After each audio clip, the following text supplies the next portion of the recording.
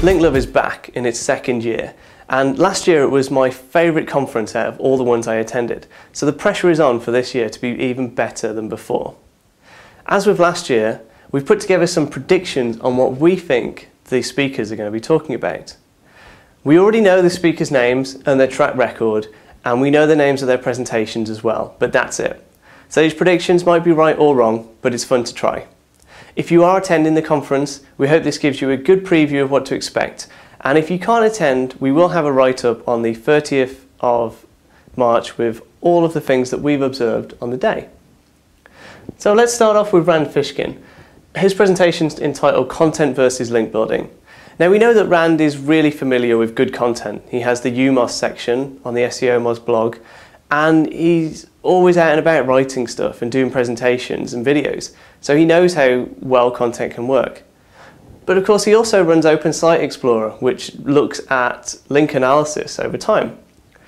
Which means this particular presentation, I can only presume, will have to end with Rand declaring that both of these are important.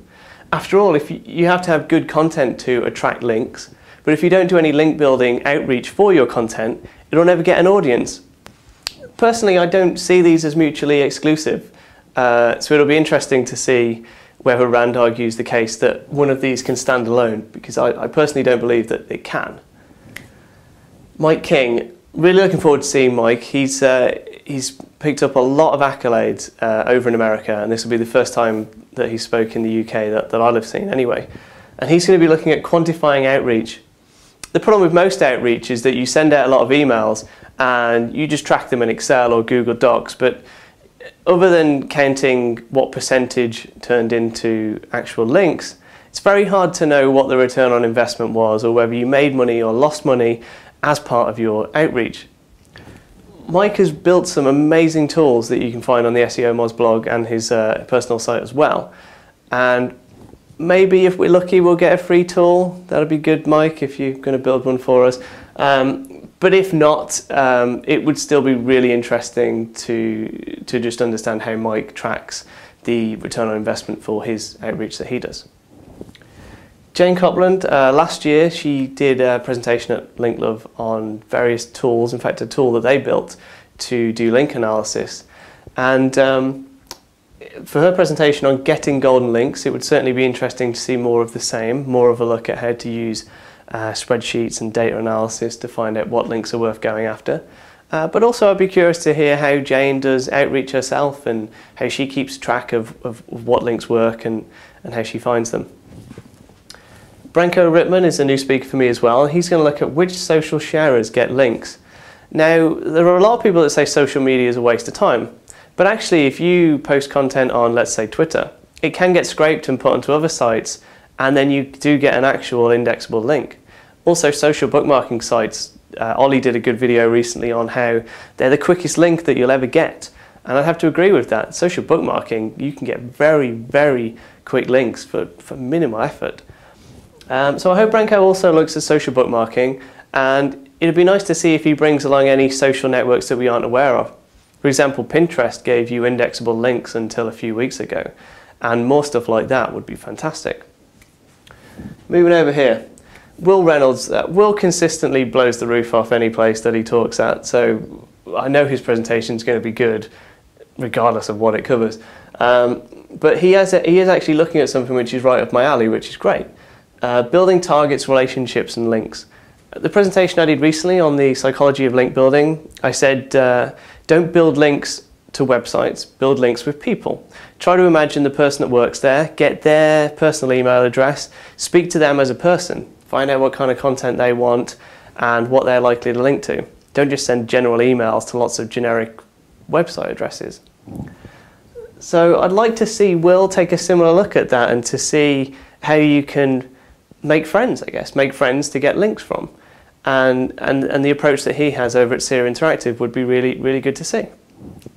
Tom Anthony with the longest presentation title in history, Panda's Big Brother and Putting the Love Back into Links, which is a clever play on Linklove. Panda's Big Brother could either refer to the Venice update, which came about after Panda, or also it could be a prediction as to what Google's going to do next. A lot of the link metrics that Google used don't work anymore. They've just declared that they've turned one of them off. Nobody knows what that is, but there's certainly people making predictions on that. And it is expected that they're going to look at links in a different way in the next few years, absolutely. It'd be crazy if they didn't, because the old way of doing things just isn't working. The second part of that title, putting the love back into links, Annabelle Hodges did a good presentation recently where she said that the old link building methods that people used to use are actually really boring. You know, sitting on directory websites, clicking submit over and over and over and over, it doesn't work anymore, and it's just no fun. Who would want to do that for their whole life? And I think that there are ways to put more fun into link building. Now we can do outreach and PR and talk to influential people and get them on our side and linking to us. That's more fun. That makes you love link building, and that's the slant that I think Tom will take. Martin McDonald's presentation is a mystery at the moment. I've just put a question mark and a black hat. You can make of that what you will. All I will say is there's a poll on Martin's website right now that says, would you rather have a white hat or a black hat presentation? And black hat's winning about 80%, so it's probably going to go that way. His talk last year looked at how black hat tactics can be used in a white hat ethical way, and I'm going to assume more of the same. There's no way Martin would ever propose anything outlandish that was totally black hat or could damage your site. He always has very practical insights on stuff you can do in an ethical way that's going to really help your website. So that'll be interesting. And last of all, we've got Will Critchlow with the Critchlow hierarchy of needs. I assume that's not the order that Will's going to eat the food on offer at the conference. I think he's probably channeling Maslow there with his own hierarchy of needs. If you don't know Maslow's hierarchy of needs, essentially it's a pyramid, and you have to do the things at the bottom before you can do the things at the top. So with link building, will probably look at how you have to get lots of basic links and then build them up, and at the top there'll probably be something like PR or outreach with kind of PageRank 8, 9 websites like the BBC. They would kind of be your top tier links that you'd want to go after. And it'll be what's in the middle is what will probably be the most interesting, to see how different types of links sit on Will's personal analysis. Does he look at certain things like old-fashioned directories as being on the bottom, or maybe not even on there at all? And yeah, it'd be really interesting to see the distilled take on Maslow's hierarchy of needs.